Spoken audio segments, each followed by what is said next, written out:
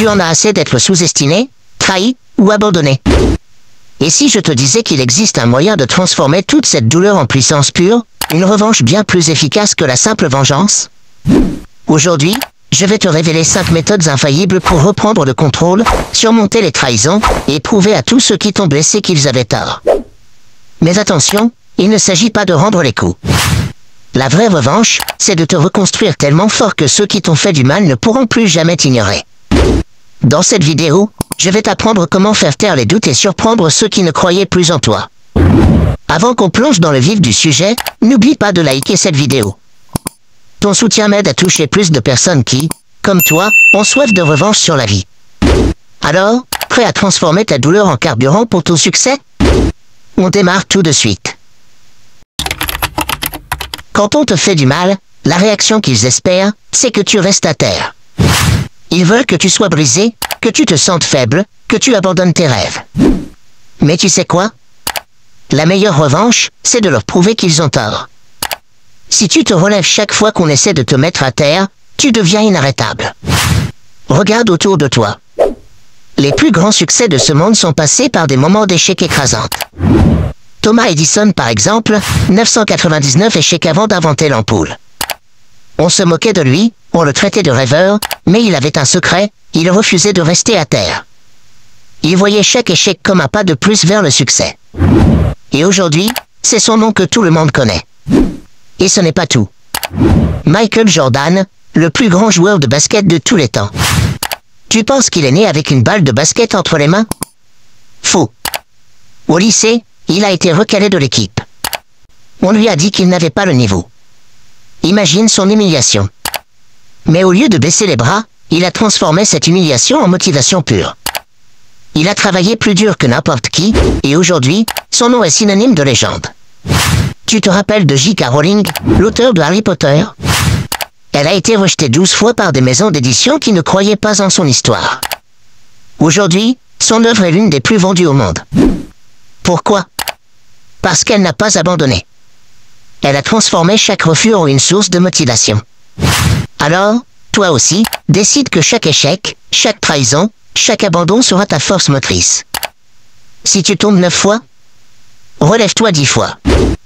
Parce que la vraie revanche, ce n'est pas de blesser ceux qui t'ont fait du tort. La vraie revanche, c'est de devenir si fort, si résilient, que rien ni personne ne puisse t'arrêter. N'oublie pas ceci, chaque fois que tu te relèves, tu fais taire les critiques. Tu les forces à voir ce qu'ils refusent de reconnaître, ta détermination, ton courage, ta force intérieure. Ne leur donne jamais le plaisir de te voir à terre. Utilise chaque épreuve pour te propulser encore plus haut. La deuxième étape pour prendre ta revanche, c'est de pardonner. Je sais, ça peut sembler complètement contradictoire. Pourquoi pardonner à ceux qui t'ont blessé? Mais écoute bien, le pardon, ce n'est pas pour eux, c'est pour toi. Tant que tu t'accroches à la rancœur, tu restes prisonnier de ton passé. Tu leur donnes encore du pouvoir sur toi. Imagine que tu portes un sac rempli de pierres.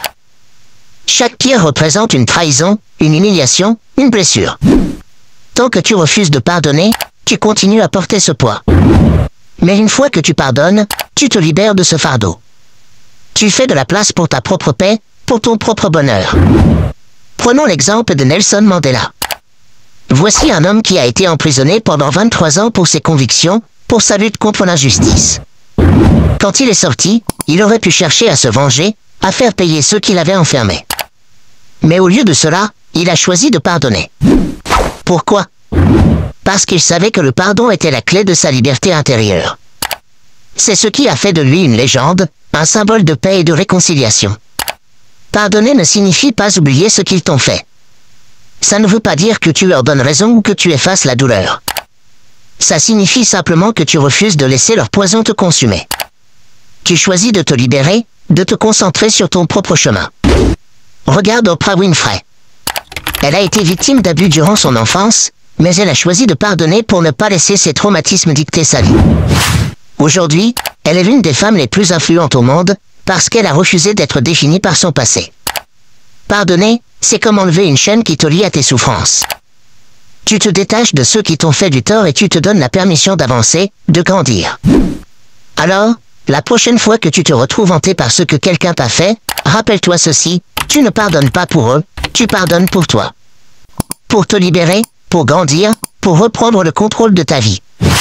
Parce que le pardon, c'est un acte de puissance, un acte qui te libère et te rend invincible.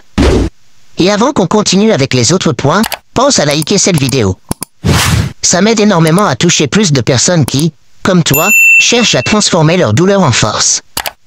On n'a pas fini, ce n'est que le début, alors reste avec moi, et voyons comment tu peux encore plus prendre ta revanche sur la vie.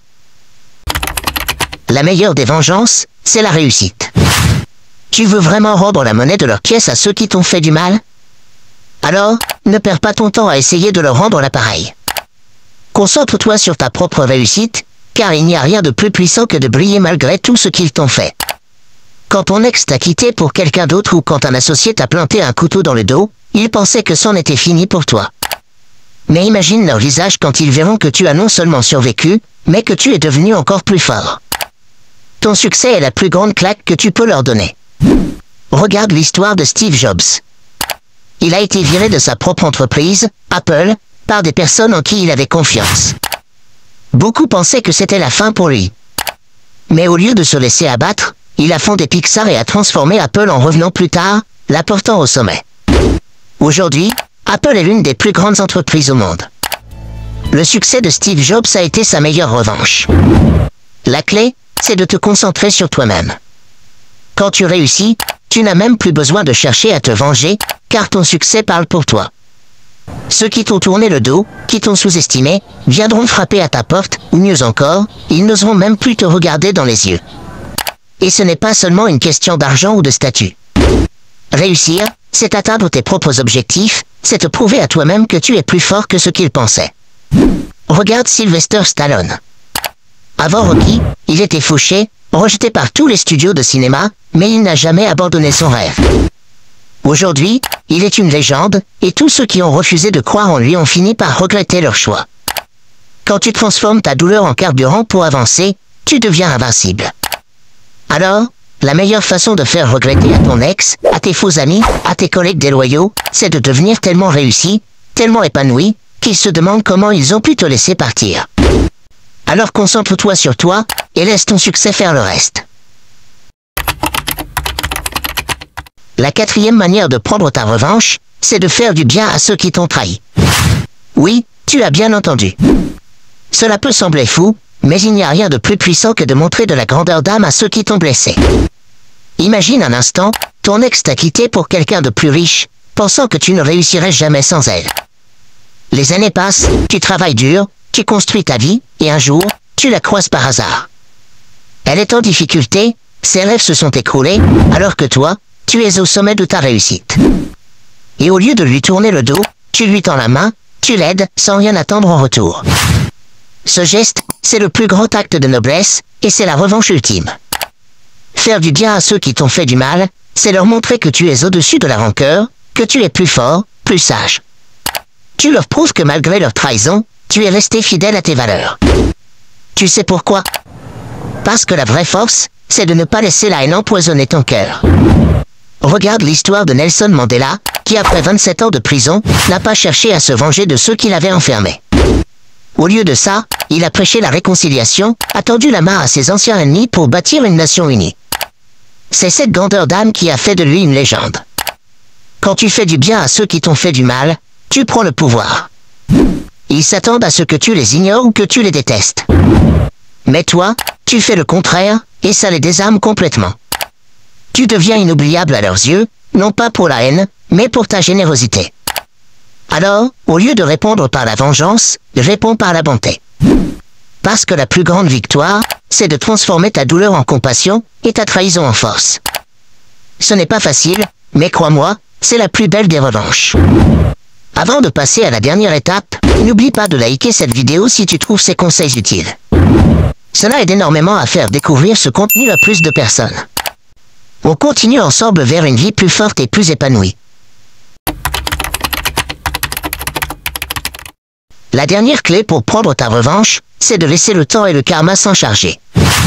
Tu sais, parfois, on est tenté de vouloir une justice immédiate. On veut voir ceux qui nous ont fait du mal payer pour leurs actions, et on voudrait que ça arrive tout de suite. Mais la vie a son propre rythme, un timing parfait qu'on ne peut pas contrôler. Regarde autour de toi, combien de personnes as-tu vu faire du mal aux autres et, avec le temps, finir par récolter ce qu'elles ont semé. Le karma n'oublie jamais une adresse.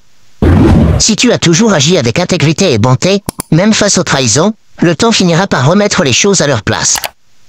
C'est comme un boomerang, tout ce que tu envoies dans le monde finit par revenir vers toi. Un exemple? Pense à Steve Jobs. Il a été évincé de sa propre entreprise, Apple, par des personnes en qui il avait confiance.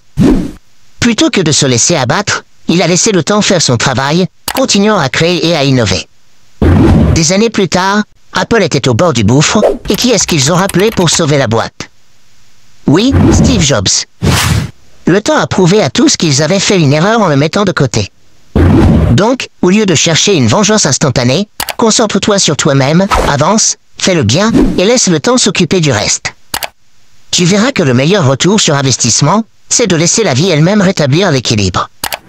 Ceux qui t'ont fait du mal finiront par recevoir ce qu'ils méritent, et toi, tu seras déjà bien loin, trop occupé à réussir et à être heureux.